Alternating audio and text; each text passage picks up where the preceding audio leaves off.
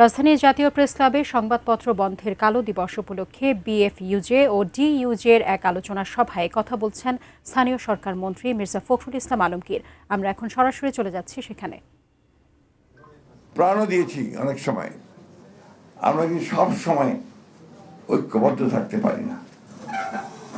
এবং আজকে দেখুন, যখন একটা রক্তাক্ত সংগ্রামের মধ্যে দিয়ে আমরা যখন একটা স্বাধীনতা পেয়েছি কিছুটা, যে আমরা এখন একটু অন্তত সংবাদপত্রের স্বাধীনতাকে নিশ্চিত করার একটা ক্ষেত্র তৈরি হয়েছে, এবং আমরা এখন পর্যন্ত যেটা লক্ষ্য করছি যে বর্তমান সরকার এই সংবাদপত্রের স্বাধীনতাকে রক্ষা করবার জন্য কমিটেড আছে এবং তারা কাজ করছেন সে বিষয়ে। আমাদের তথ্যমন্ত্রী সেই কথাগুলো বলেছেন। কিন্তু অন্যদিকে সংবাদপত্রের মালিকরা, যারা বিভিন্ন আপনার যে হাউসগুলো আছে, বিজনেস হাউসেস, তারা কিন্তু অন্যায়ভাবে সাংবাদিকদের উপর নির্যাতন চালিয়ে যাচ্ছেন।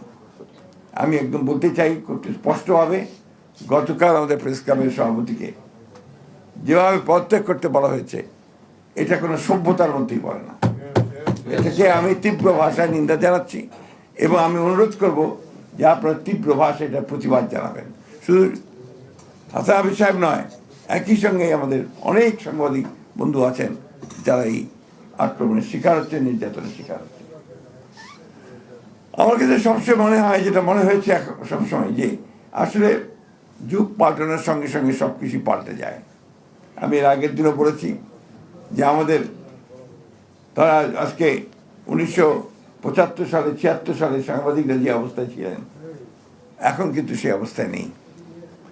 আমি এখনো দেখছি, আমাদের এর পরেও দেখছি অনেক সাংবাদিক ভাই এখন পর্যন্ত বেকার হয়ে আছে।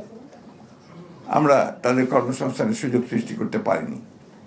আমি আশা করব যে আমাদের একজন যোগ্য তথ্যমন্ত্রী আছেন, তিনি প্রচেষ্টা চালাবেন, এবং আমি সাংবাদিক ভাইকে অনুরোধ করব আমাদের বন্ধ হয়ে যাওয়া যে সমস্ত সংবাদ মাধ্যমগুলো রয়েছে, দৈনিক বাংলা, টাইমস, এগুলোকে চালু করার জন্য। এমনকি যদি বিচিত্রাও সম্ভব হয়, আমার মনে হয় বিচিত্রাকে চালু করতে হবে, কারণ এগুলো হচ্ছে আপনার ঐতিহ্যগত একটা ব্যাপার আছে। সুতরাং এটাকে আপনার সামনে নিয়ে আসার যে ব্যবস্থা করতে হবে, এবং প্রয়োজনে বিভিন্নভাবে যারা পারবেন তাদেরকে দিয়ে একসাথে করে নতুন সংবাদ মাধ্যম সৃষ্টি করে আমাদের সাংবাদিকদের কর্মসংস্থানের ব্যবস্থা করে সৃষ্টি করতে হবে। এটা আমার কাছে মনে হয়। একটি কথা, যে আমাদের এই সরকার, আপনারা জানেন যে দীর্ঘ সংগ্রামের পরে, এবং আমাদের প্রধানমন্ত্রী তিনি অনেক নির্যাতনের পরে আজকে আমরা একটা রাষ্ট্র পরিচালনার দায়িত্বে এসেছি। এই দায়িত্বে আসার পরে পরে যে ঘোষণাগুলো তিনি দিয়েছেন, সেই ঘোষণার মধ্যে কিন্তু আমাদের সংবাদ মাধ্যমের স্বাধীনতাকে নিশ্চিত করার ব্যাপারটা তিনি বারবার করে বলেছেন। এবং আমি ইতিমধ্যেই যেটা লক্ষ্য করছি, তিনি আপনাদের সকলের সঙ্গে মত বিনিময় করছেন। মত বিনিময় করে যেটা কিছুক্ষণ আগে আমাদের তথ্যমন্ত্রী মহোদয় বললেন, যে তিনি গোটা সংবাদ মাধ্যমে যেন একটা সুবাতাস বয়, সেই রকম একটা